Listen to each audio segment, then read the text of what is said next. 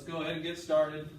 Obviously, we're going to be talking about APA, so the American Psychological Association. But before we start, I want to basically kind of understand where your knowledge level is when it comes to APA. So how many of us have used APA? I'm taking a no, but I see a yes. So tell me, what has your experience been so far with APA? Kind of a pros and cons sort of thing. It's just getting to know how to format everything, but I don't think it's that bad. I actually like it.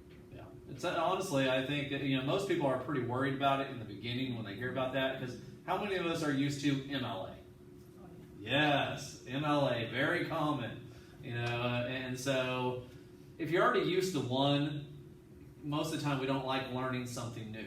And so APA, I mean, it's honestly not that hard once you learn some of the basic rules to it. So that's what we're going to be looking at today is, specific examples of how you cite things, general rules, for it, formatting, issues that you encounter. So for example, MLA, which most of us know, you don't have a cover page typically with MLA.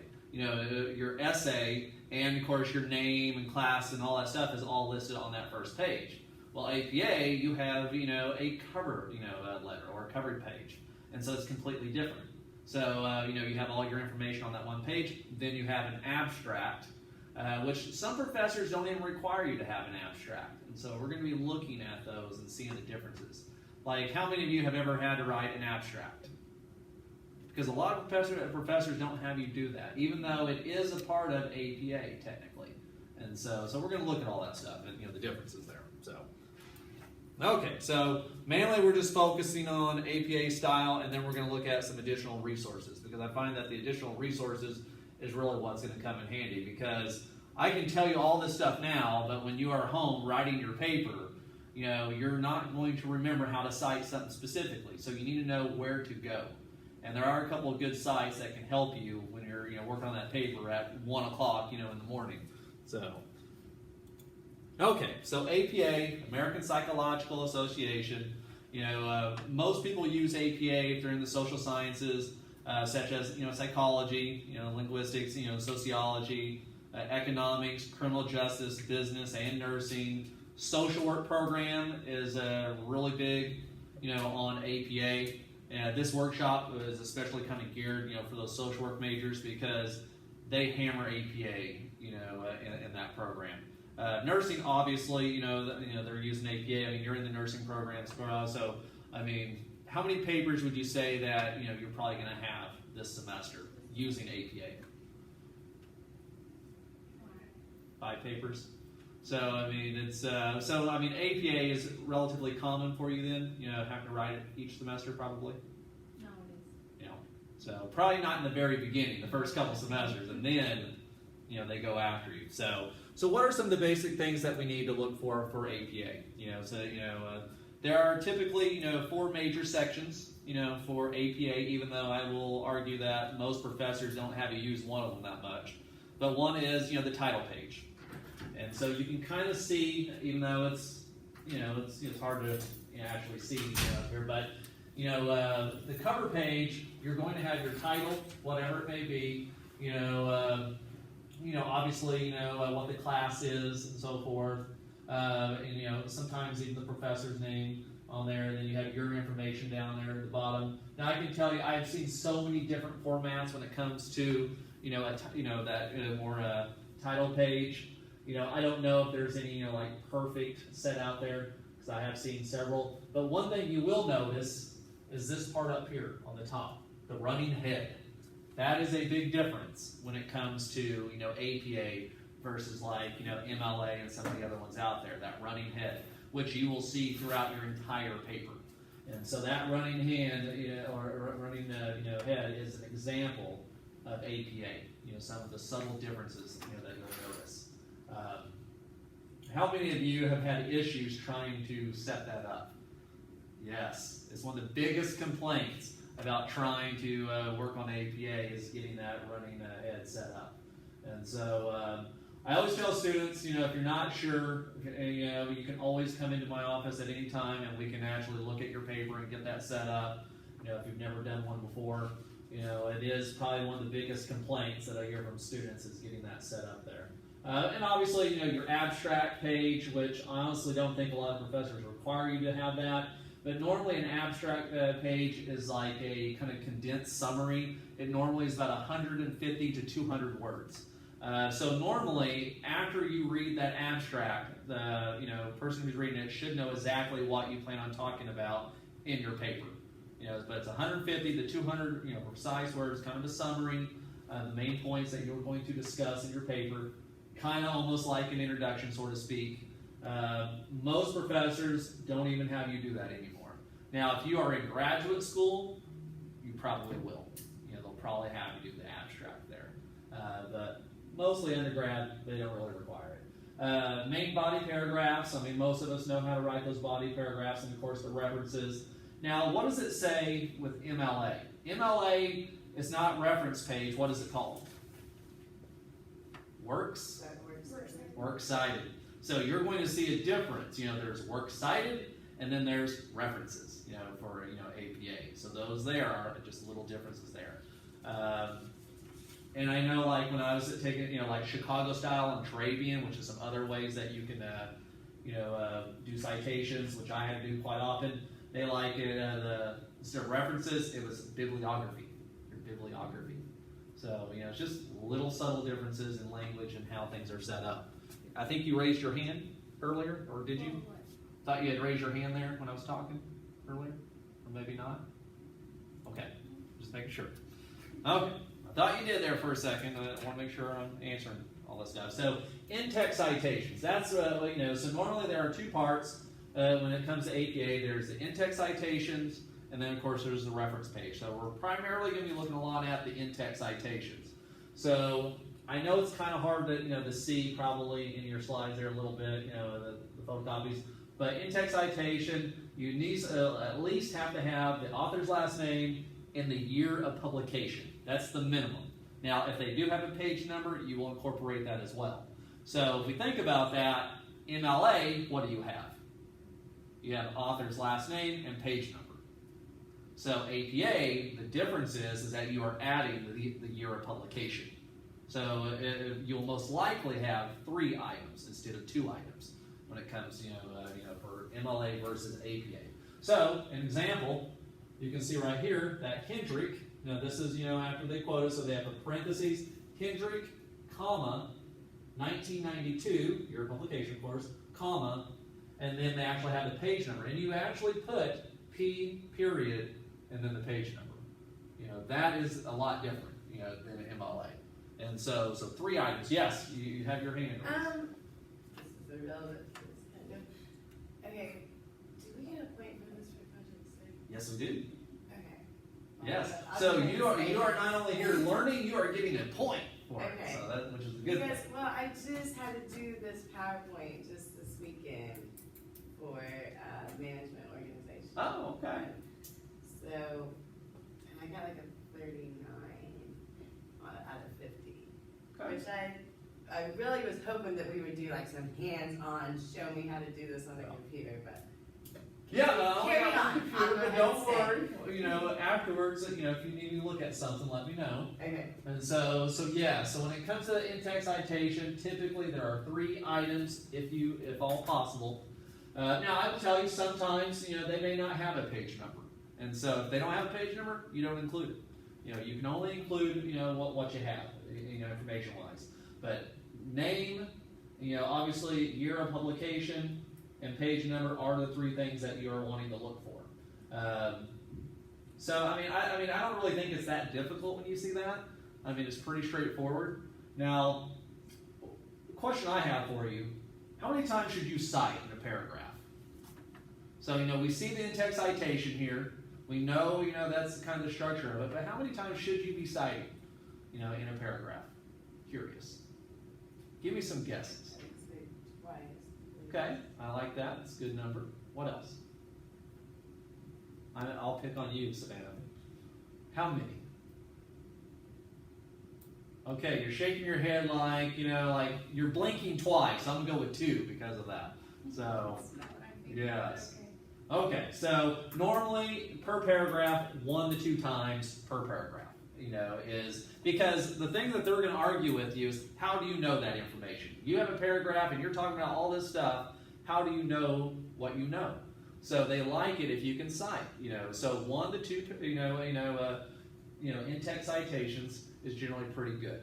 And I would always argue that every time that you cite something, you should always have a sentence afterwards, a couple sentences afterwards, actually explaining that. Most students struggle on length of the paper. And so the best way to continue to add sentences is after you cite something, try to actually explain it.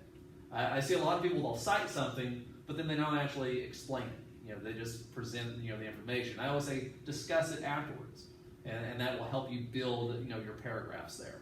And so it's not just citing it. And even when you, use, of course, quotations or, you paraphrase, you should still cite. Always cite. Can you give a little example of that? What do you mean by after the in-text citation to explain it? Okay, so like if, let's say you put a quote, and you're giving some statistics, we'll say, some numbers. Maybe it's, like 38%, said that, if they do this, things will work out. So what I would say is after I put that quote, then I'd want to explain that quote. Why is that important? Why is that information that you just presented, that 38%, surveyed said this? Why is that important? And then you basically write a couple sentences explaining the importance or significance of that information. It just helps, develop that paragraph. But also, it shows that you have thoroughly thought about the data. Because sometimes, and I can tell you the majority of students, what ends up happening is they throw out all these numbers and data, but they don't actually tell why it's important. They're basically allowing the reader to assume for their own why it's important. But I'd say, you want to explain why it is. So that way there's no misinterpretation of the data. You are telling the reader the significance of that. And so, but by doing that, it's really going to help you to develop bigger paragraphs. Because what I find is that you see a lot of students, they'll have all this information, and like, I'll look at a paragraph, and they have this, quote or whatever, and then they're on to the next paragraph. They're not actually explaining it. And so sometimes, they may only have one or two sentences in a paragraph that's of their own, like, original, like, sentences. And then the rest is, like, a couple of quotes, and it's on to the next. And so this is a way to really fully develop. And we're going to look at, here in a little bit about long quotes as well versus the short quotes, and some of those differences there. But for now, when it comes to, the quotations, that in-text citation, you normally have to have 3 items. Last name, your publication, page number if they have it. Okay, so examples. So let's look at some actual examples of it. And I like having these 3 different types, because there's different ways that you can, basically set up, when it comes to the in-text citation. So an example. Now, all this information is coming from Purdue OWL, which is probably one of the best sites that you can go to. So if you're up at 1 o'clock in the morning working on that paper and you're not sure how to cite something, Purdue OWL is the place to go. Purdue OWL is by far, the best. And most professors, encourage you to go there. So like, if I have to cite something and if I get something wrong, and my professor, marks it up, I always want to make sure I can tell them where I actually learned it from. Because a lot of times, if I can go and show them where I got the information and how I did that, I can't tell you how many times they changed my grade.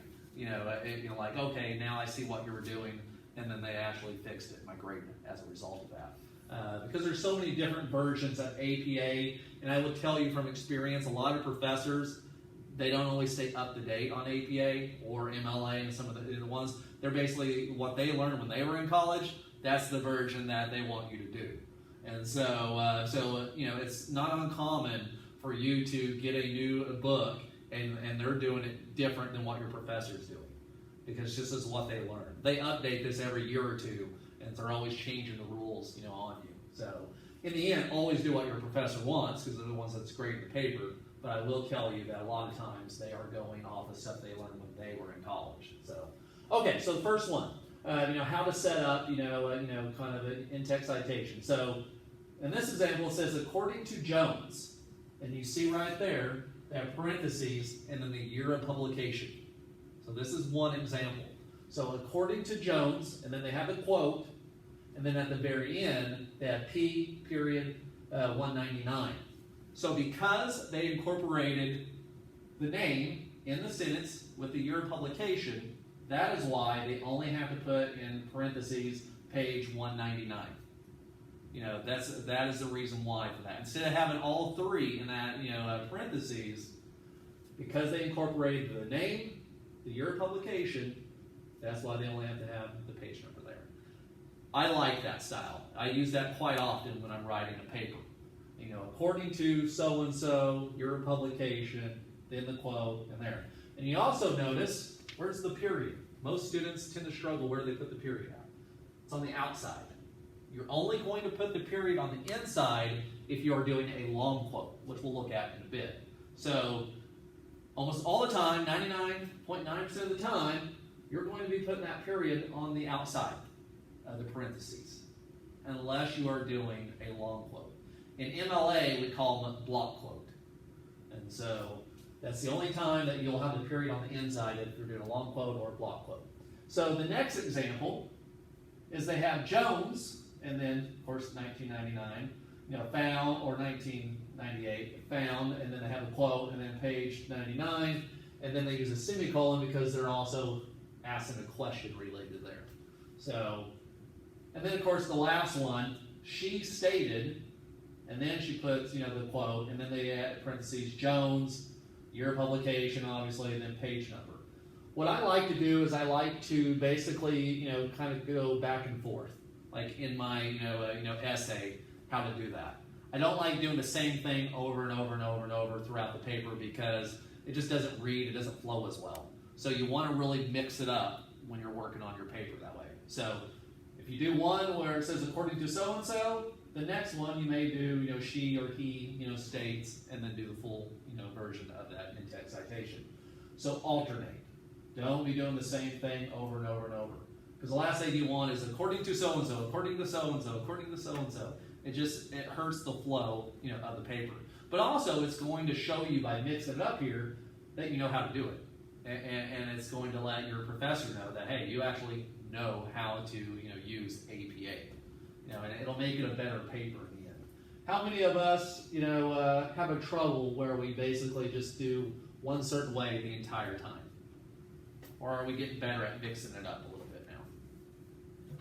You're shaking your head no, that you don't. I see, like the third one. Yeah, and it's very common. Now I will tell you from personal experience. Sometimes when if I'm using a source that doesn't have a page number, I like doing this first one, because if it doesn't have a page, because when if it doesn't have a page number, you just put Jones and then the year of publication, and then you would end it because you don't have a page number. Sometimes I just don't like how that looks, on the paper. So I'll switch it and I'll do this, because all I can do is put according to Jones, year of publication, and then I just end it after the quote if there's no page number. So a lot of times I'll do that. And for some students, they don't like doing that because it freaks them out because they don't have anything in parentheses at the end. So, it just depends, on your style and what you feel comfortable with. And so there's a lot of different ways that you can approach this on there. Let's look at some more examples. So long quotes. So let's take a look at the long quote.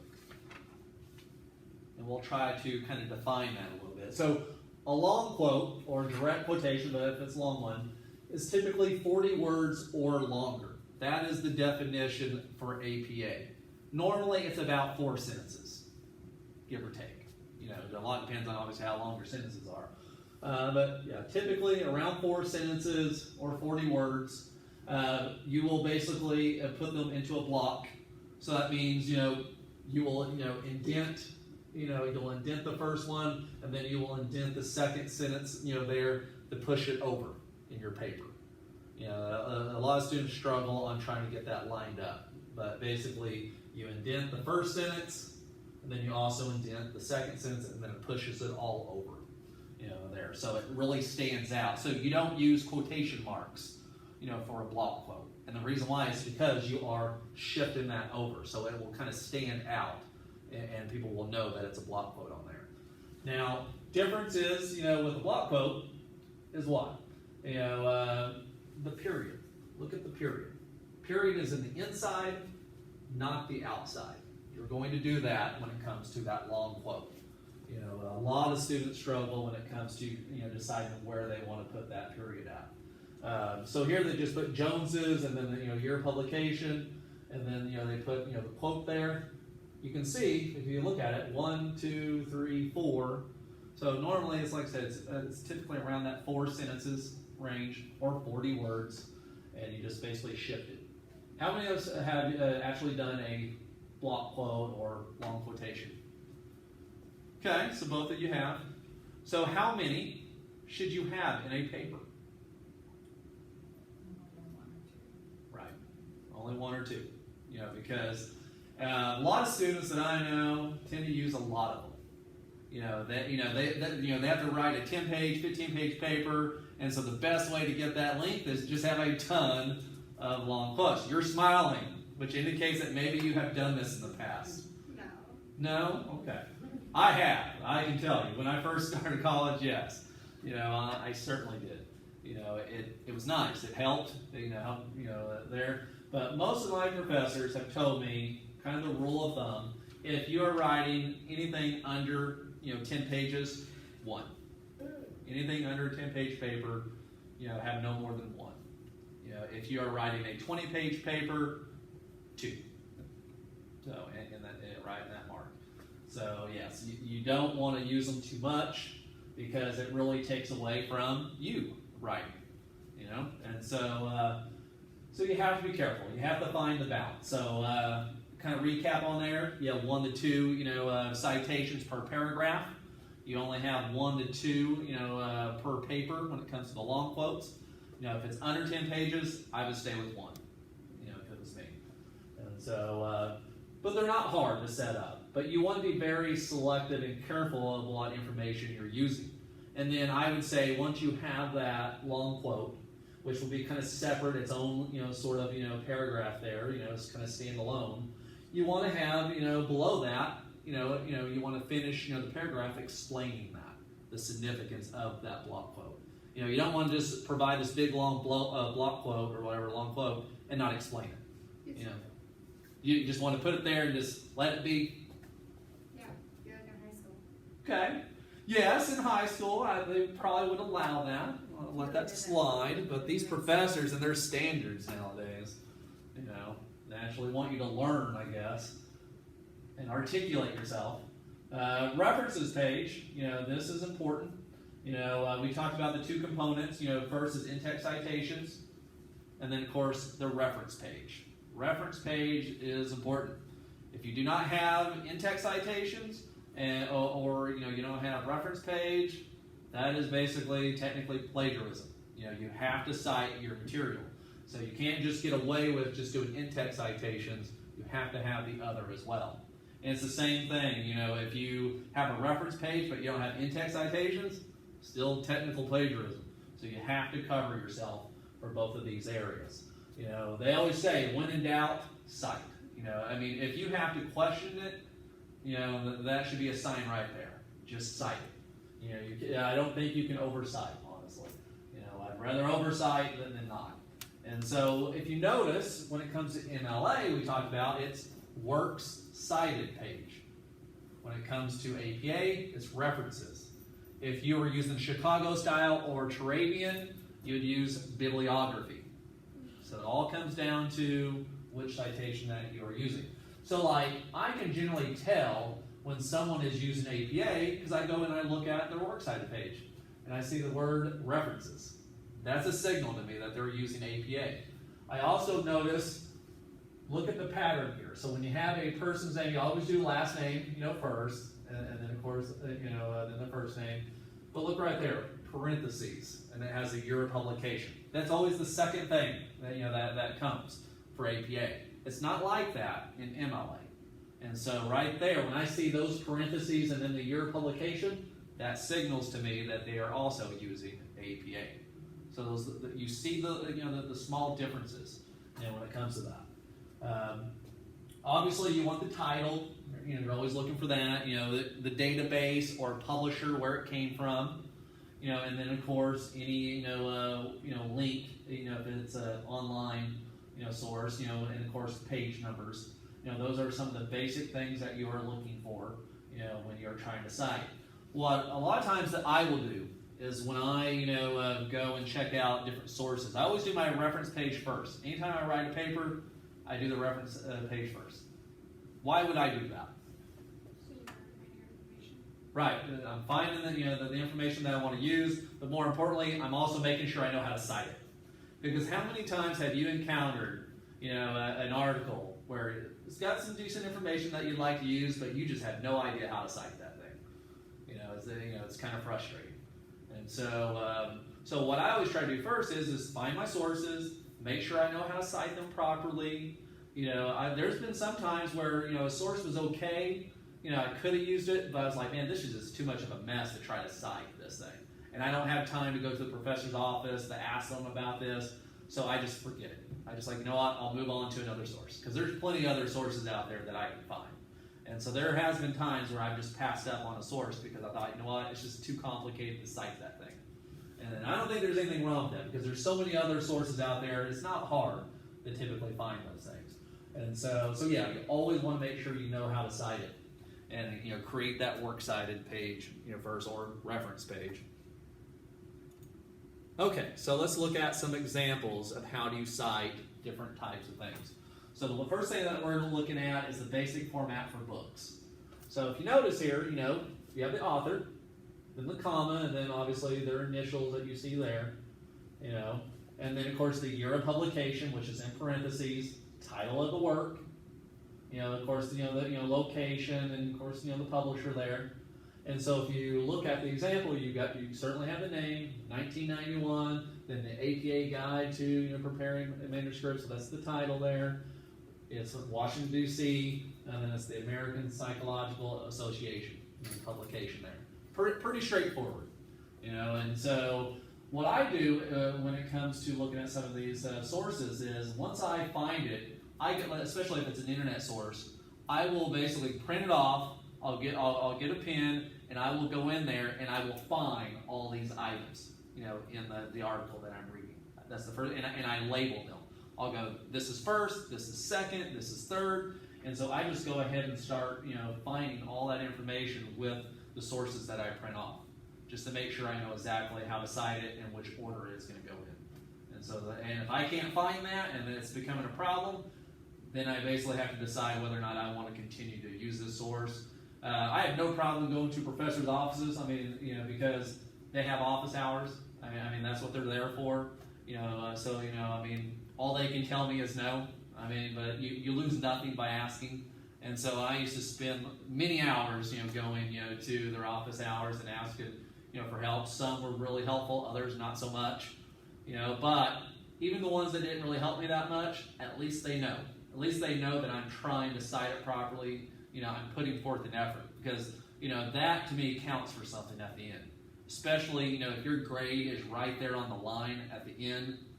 All those visits to their office may be the difference, between them bumping you up potentially on a grade. And so you want to show them that you actually care and that you're working on this stuff early. So I'd work on papers pretty early, and so I'd have all those questions answered. Most professors don't like it if you're showing up the day before. They're generally not a big fan of that. But if you're showing up a couple weeks before that paper is due, that's generally a pretty good sign. So here are articles from online periodicals, which I can tell you many of you will be using. It's very common using these online periodicals. EBSCO is a great place to go to get information from online articles. So EBSCO is a great source. You actually have to pay in order to get things on there, but the school subscribes to it. So as long as you're using the school's internet here on campus, you have access to it. So I've had some students say, well, I tried to get on it, but it wouldn't let me at home. And it's because you haven't subscribed to it. And so, but here on the campus, you can. And so, what's that? How do you spell that? EBSCO, we're going to look at a source here. We'll look at it here in a minute. The other one is JSTOR, is another place that you can go to, which you can have access here on campus for. JSTOR is really good. It's kind of like EBSCO. It's just basically it's an online database that has thousands and thousands of various articles. You in the search engine, you can basically type in what you're trying to look for, and then it'll search for that. The main thing that you want to look for is where it says full text. Full text is very important. Most of the time, it's in a PDF file, but you want to make sure that it says full text. And the reason why is because once you start playing around and looking up that, you're going to see there's some that are just so short. I mean, just like it's not even much of an article. Sometimes you only have like an abstract that gives you just a little bit of information, but there's no actually like big paper in there. So that's why you want to make sure you find something that says full text, so you actually get the full article. Now, the reason why I'm mentioning this is like EBSCO, JSTOR, and some of these other programs out there, they actually show you how to cite it.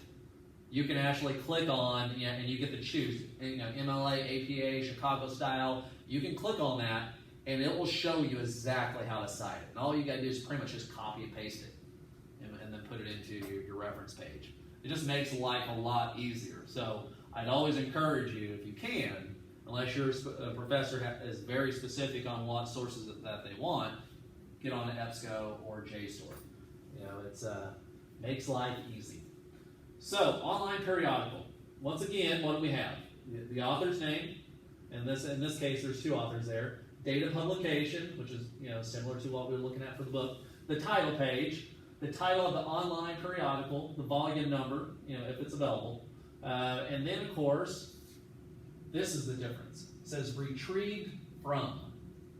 That's how I also know that it's APA, because you do not put that, for MLA. So APA, you use the words retrieved from, and then the actual link there. So retrieved from. That is, something that really stands out when it comes to, APA. So the example, you have the Bernstein, comma, M period, parentheses 2002 period, and then the title that you see there, and then of course, you see this part, kind of that database, where it comes from, and then the year, the volume number there, and then retrieve from, and then the actual link. And so most of the time you're only looking for about 4 or 5 items, when it comes to one of these citations. So newspaper article. So let's look at a newspaper article. All right, so newspaper article. Same thing. Author, you got to have the author, then the initials, your publication, the title of the article, the title of whatever the newspaper is, and then retrieve from, and then the actual link. So you see right there, the name, that Parker, kind of hyphen Pope, then T period, push up comma there, and then of course what the actual title is, and it's from the New York Times. So you see that there, and then retrieve from. I mean, all this stuff is pretty basic. But look how many items. So we got 1 right there. You got 2. That makes 3. Then 4. And then 5. So there are 5 items. 5 items, in order to cite that newspaper article. So that's why I was telling you earlier, when I print off a source, I go in there and I try to find those 5 items, when I print it off. And then I also label them, first, second, third, fourth, fifth. Make sure it's going to be easy to do. How many of you have printed off an article, have not looked for all that stuff, you would go ahead and incorporate it into your paper, and then have a hard time trying to cite it? Yeah, it happens. So do the hard work first. Find the sources, print it off, find where all the things are, create your reference page first, and then you can start going and incorporating that in your paper. I just think it's so much easier. And part of the reason why is because I hate doing reference pages. I hate it. It's the one part I hate about writing papers. And so just do what you hate first. Get it out of the way. Then you can actually do the stuff that you like, the writing part. Unless you hate writing, of course. But okay, so another example. Let's say you're going to do an interview. You're going to interview someone. This is very popular when it comes to the social work program here. They require that.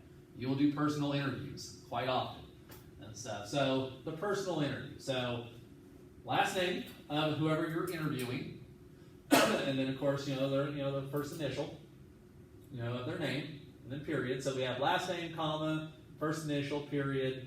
Then we put the year, the month, and the date.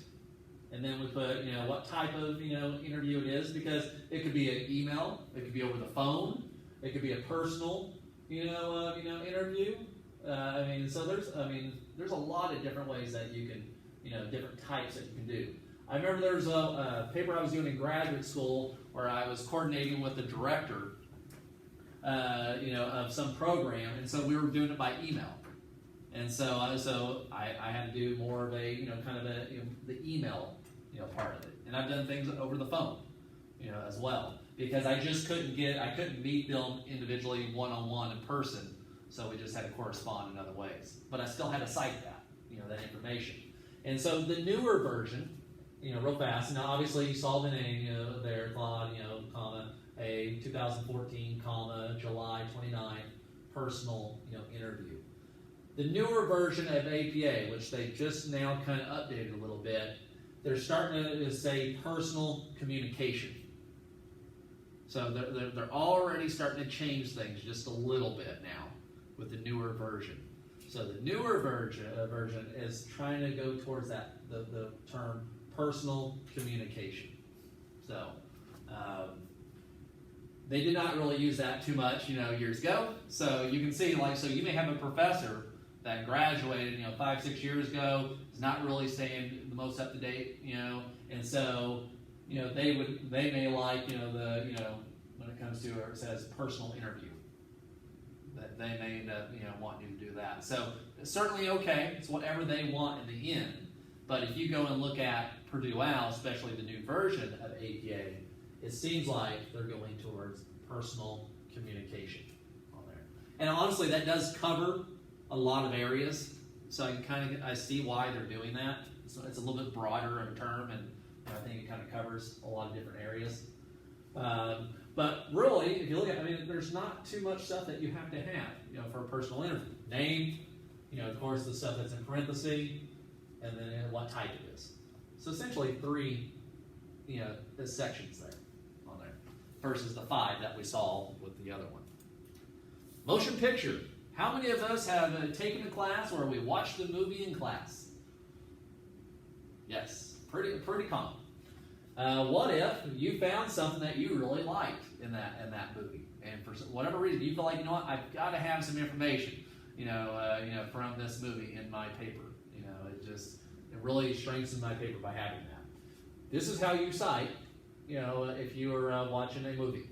So, obviously the producers, you see on there, and the director, the date of publication, the title of the actual movie itself, of course, the motion picture, where it's the origins, and the distributor. So you kind of see there, it has the name, that's Smith, which is he's a producer, and then you got the director there, the year it came out. This was 2001. It shows a really big disaster movie, is the deal, and then of course it says motion picture, and then it says United States Paramount Pictures, where it came from.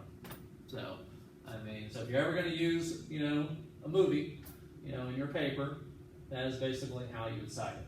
All this stuff is on, Purdue OWL, which is what's good about it. So if you are stuck, at night and you're not sure, that's where you go, go to Purdue OWL. It showed you all this. And so, but I have a lot of, professors that used to show movies in classes. Maybe little parts of it, not all of it, but, so if you wanted to incorporate some of that, those lines, those famous lines, in one of your movies, it's good to be able to cite it. Kindle books. So let's look at Kindle books. Everything's going towards technology, so so let's take a look at it. So if you're going to cite something from a Kindle book, here's one example. So Stoker, comma B, 1897. Of course, that's in parentheses, period. What the title is, which is Dracula, and then you put the version of whatever. So Kindle DX, version, and then retrieved from Amazon.com. So So that's one example, because I mean, how many of us, read books, online and stuff, on these Kindles and stuff? I mean, it's pretty common. And so that's how you would cite that. I don't think you're going to use this one a whole bunch, but you could. YouTube videos. How many of us watch YouTube videos? There's a lot of things where, when we're working on a paper, we go on YouTube and we find things and read about it, and see things on there. YouTube is very common nowadays. There's nothing wrong, I think, with using YouTube videos. Now, I will tell you, there are some professors out there who are just really picky. So, I mean, obviously, it always comes back to them, what they will allow. But nowadays, it does seem like, YouTube is pretty common. So, once again, author, comma, then their initials, this screen name, and then, year, month, and date, and then title, what type, the video file, whatever what it's called, and then, of course, retrieved from, and so forth. So, you see here, you got the name, you got their screen title, whatever, they were called, 2011, September 9th, the haunting, tape, 14, and then you see right here, ghost caught on video, video file, and then what it's retrieved from. Pretty straightforward on how to do that.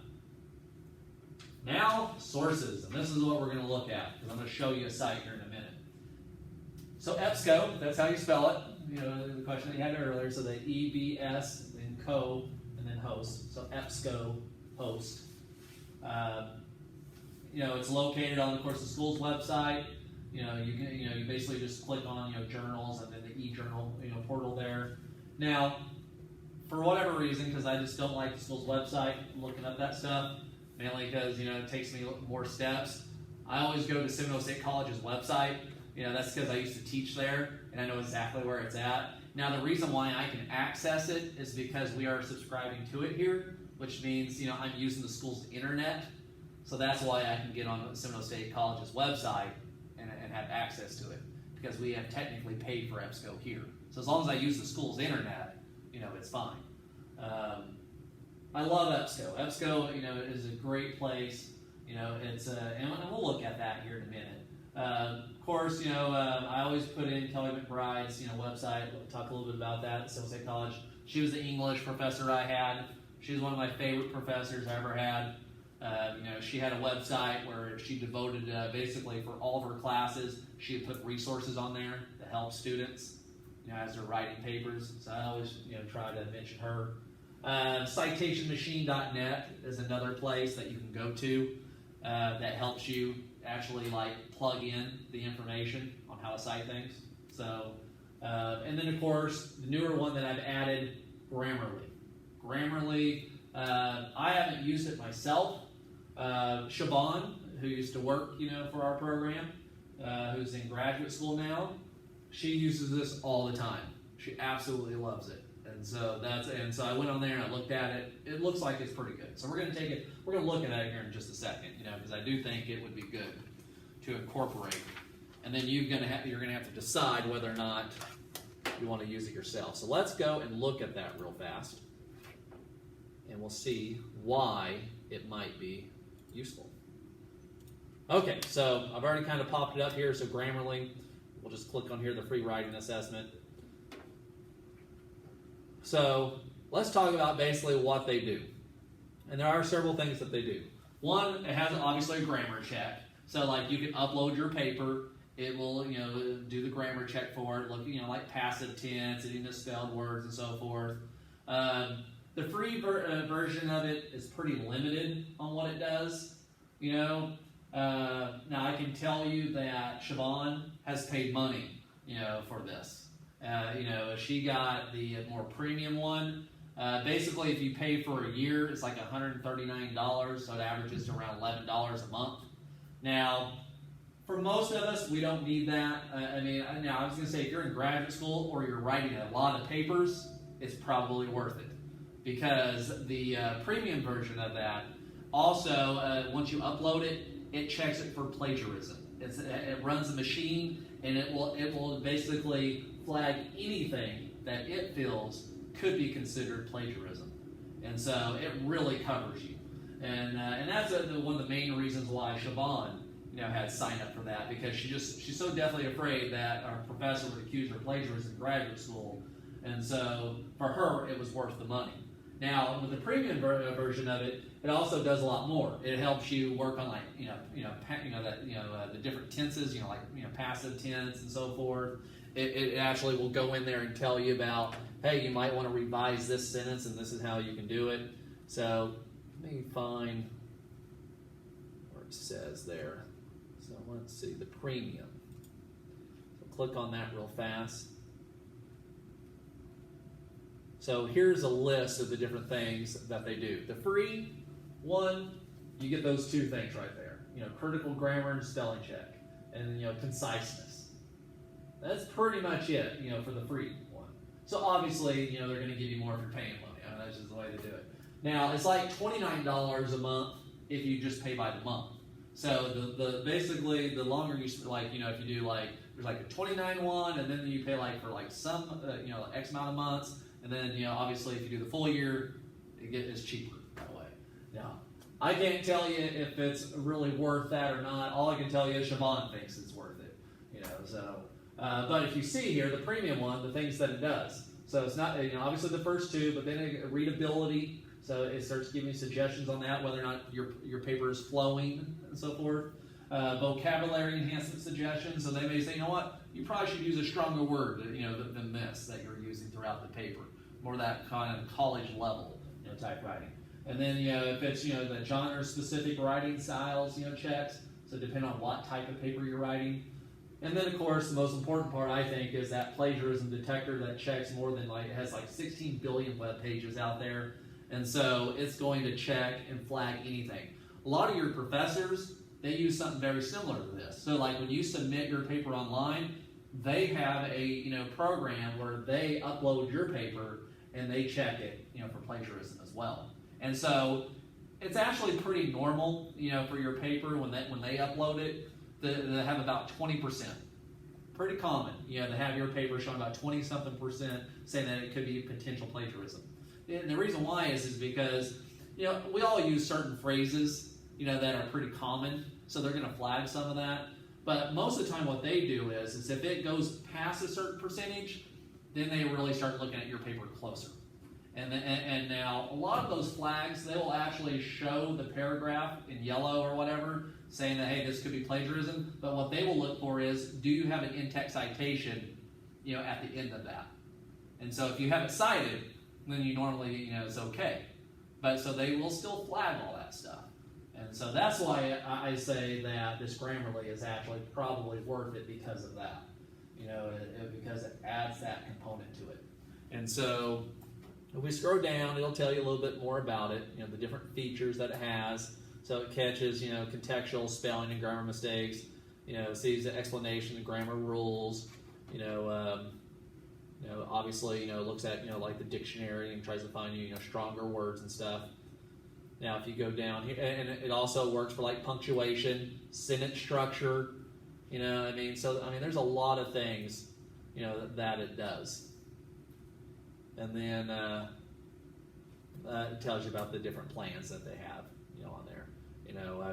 If I was in graduate school, I would definitely use it. They didn't have this when I was in graduate school, so. I relied, basically, the old-fashioned way, having several people besides me read my papers, that helped. Making sure I cited as much as I possibly could, just to play it safe. Now, when I was in graduate school, they were starting to have where they could upload your work to check for, any plagiarism. But they didn't have, websites like this where I could actually go to and actually upload my papers myself. So that's why I would say, this is worth that if you're writing a lot of papers, and you're worried about it, and for graduate school students, I think it's almost a necessity, for that. So I'm curious because you would think, if this is educational related, you'd think you'd be able to, claim it on your taxes, use that as a deduction, as an education expense. You would think.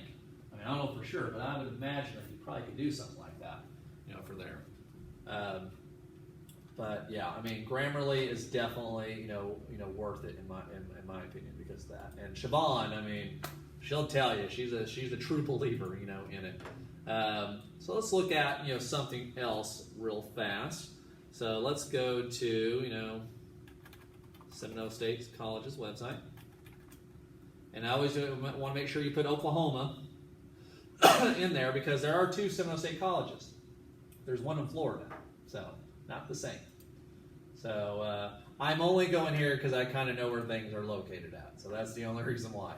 But you have to make sure that you have basically the school's internet because we are the ones that are subscribing to it. So what I do is I go to current students, I go down to library. Now I can tell you they have this at the schools too, but it's just more steps. So they have EBSCO right there. So I click on that, which is a big database. I can click on see the different ones that they have here. So all these different ones. A lot of different ones there. And so if you notice, look at this right here, Missouri Southern State University, because we have technically subscribed to it. So that's why it's taking me there, even though I went through Seminole State's link.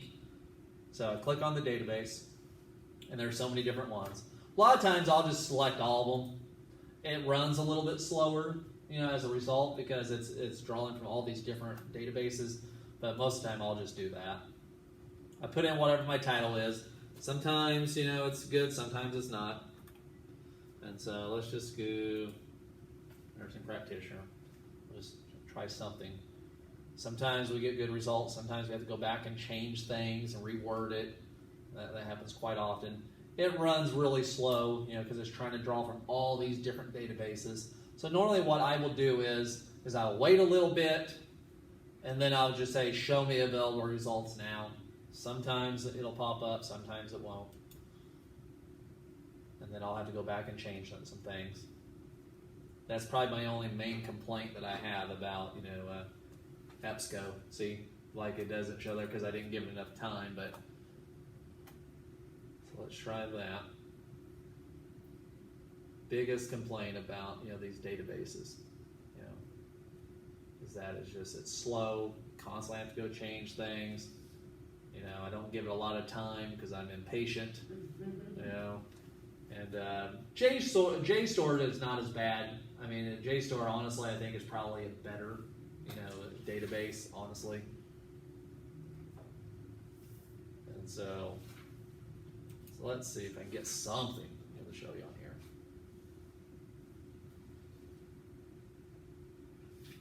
But yeah, it's still not one to show on there.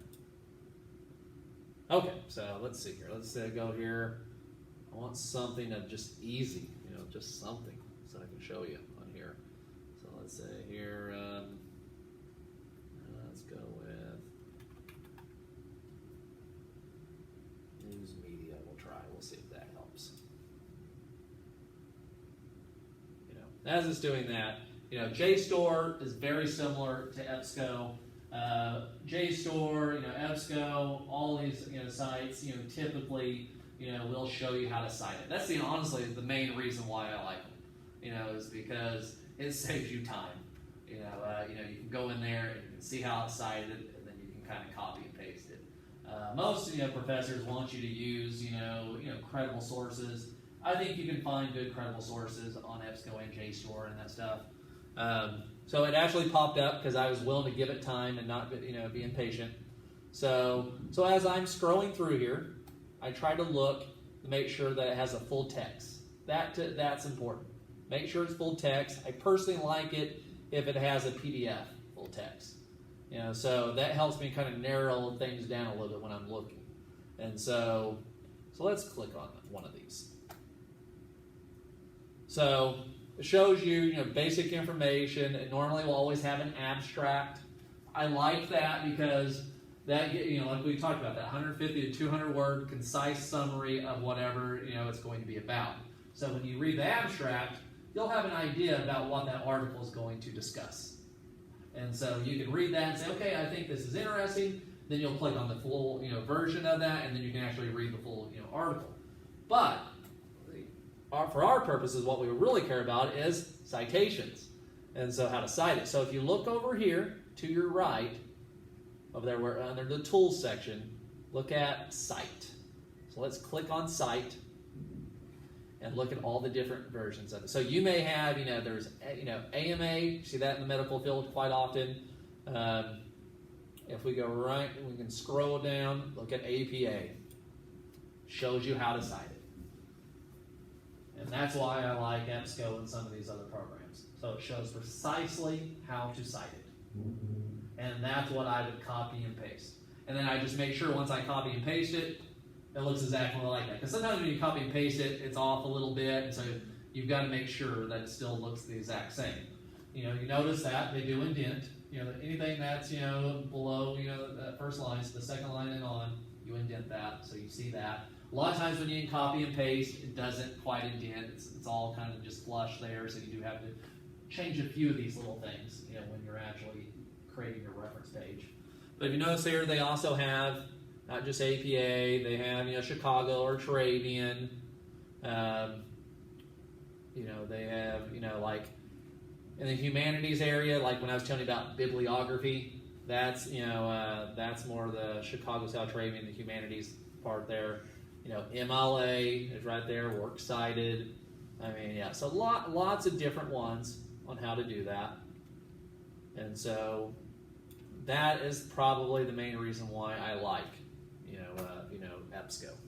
And like I said, JSTOR is just like that as well. Questions? On the citations, does it have to be double space or single space once you? Typically double space. Your standard for papers in general are double space.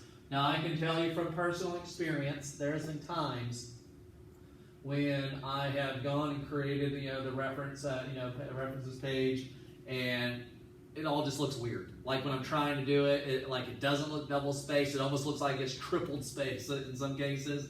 I've actually had to go in there manually and change it to like 1.5. Even now to the naked eye, what is it going to look like? Double spaced. But it just looked too wide of a gap, for that. And I knew that the professor would mark something up if I didn't change that in some capacity. So normally it's supposed to be standard, just double spaced, everything. And so, but I can tell you from personal experience, I've had to go in there and I've had to change those just a little bit. Yeah. And so the main thing is just go in there. Like I said, you could probably have 1.5. They're not going to notice it, but they will notice if it's bigger than double, and so that's why I went in there and just manually changed a little bit of that. And so other question, that is a good question. Very common, it happens. How do you do an in-text citation when you have more than one? Okay, so it depends. So like a lot of times you can do, like if it's two authors, you have the name, the initial, and then you have the and, but you have like the symbol and a lot of times, for APA a lot of times. And then you have, your publication and so forth. But if you have several authors, which in some cases that's quite often, you'll have ETAL, which means and others is what it basically means. So yeah, it depends. It really depends. But I will tell you, I've had to use the ETAL quite a bit because there's authors with like four authors on there or more. So I'd have the first name and then the ETAL, and I do it that way. Good question. So, and I would tell you Purdue OWL is we'll give you examples of that too. They will show you. So let's before we wrap up here. Last thing that we do, I will go to that. So let's go to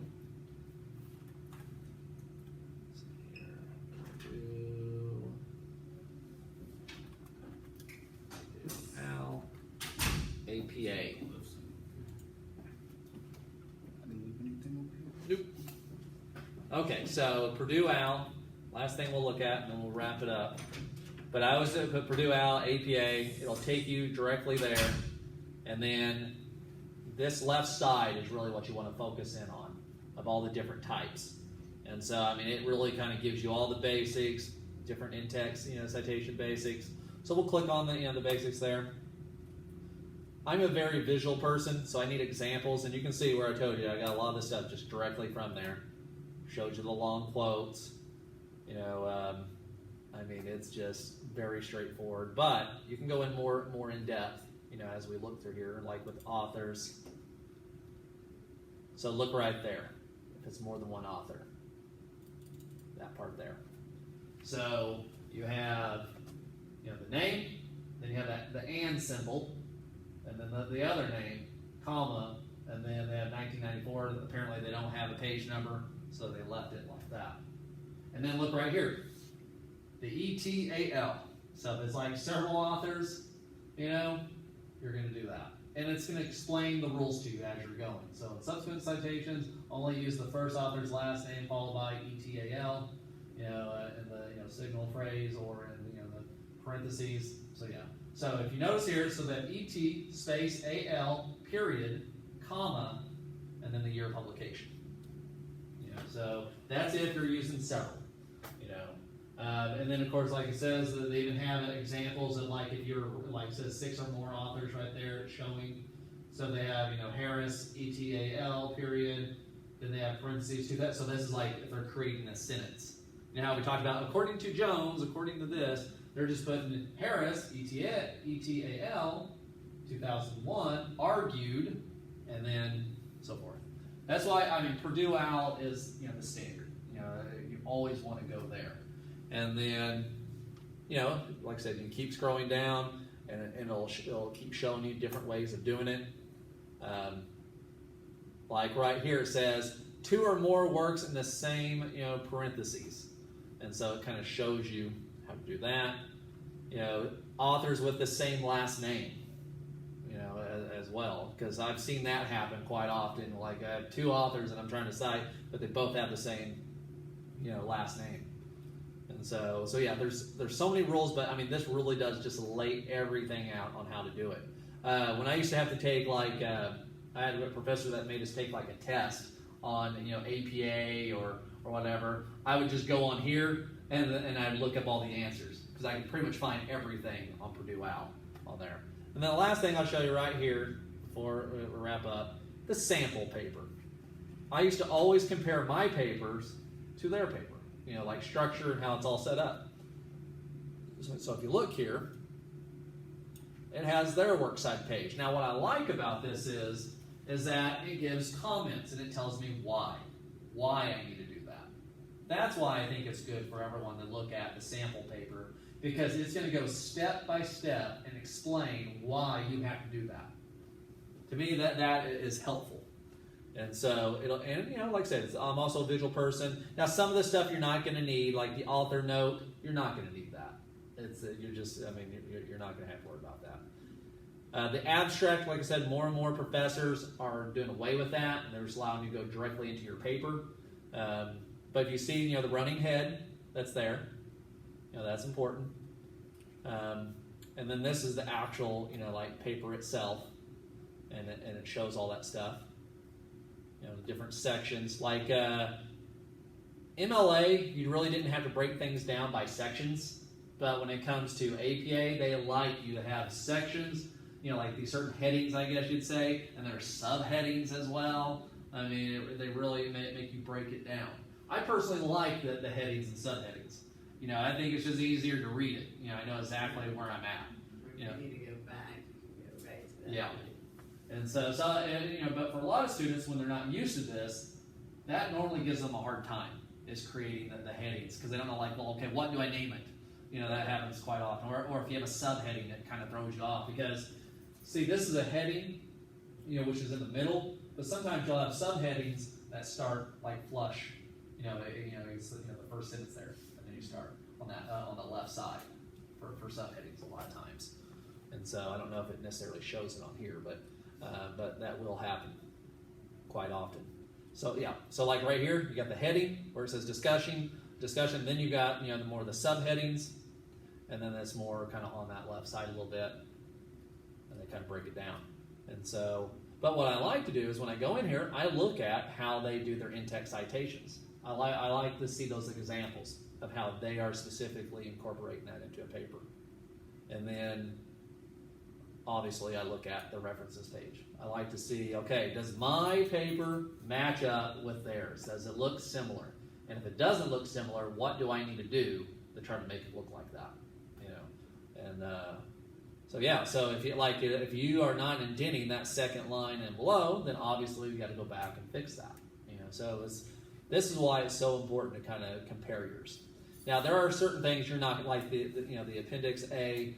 Most of the time you're not going to have that. Most of the time, I mean or all these additional charts and stuff. Now some classes you will, but not a lot.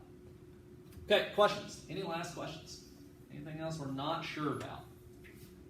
You know, I always say, most of the time you're teaching yourself this. I mean, if you really think about it, how many professors really truly go over APA in your class?